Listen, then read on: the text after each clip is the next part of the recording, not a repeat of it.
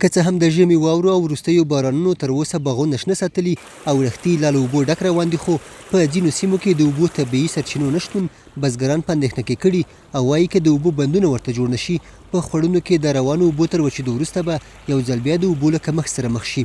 بندونه جوړ شي، چینې به تازه شي. زموږ د موږ وطن برګیره ده، پسرلی چې شي لږ اوبه یې هغه زیږي، نو بندو ته ضرورت لرو ډېر. بندونه اوبه هم کمې دي چې را کمې شي وچېږي، بیخي د ما هېڅ رسېږي نه، رسېدګي نه شي کولی. نو بندونه که جوړ شي، بندونه هغه شي، موږ ته به اوبه ذخیره پیدا شي. موږ خپله بندو ته ډېر ضرورت لرو، ځکه پسرلي له خوا نه موږ اوبه ډېرې بېجایه ضایع کېږي، بس ښکته تېرېږي، سیارې خوا ته لاړې.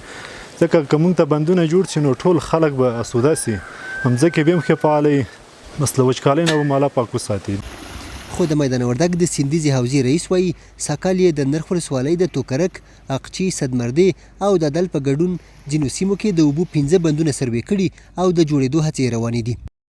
موږ خوشبختانه تاسو ته ویلی شو سږکال موږ په نرخ ولسوالۍ کې 4 بندونه مطلب سروې هم کړې ده او ډیزاین هم کړی ده او وزارت هم لیږلي دي.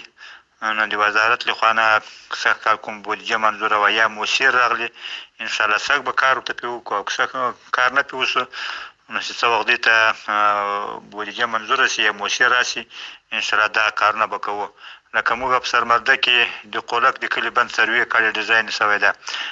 په دادل کې د سردرې بند یا د صحاکو بند چې ورته ویل کېږي د دې سروې او ډیزاین شوی ده.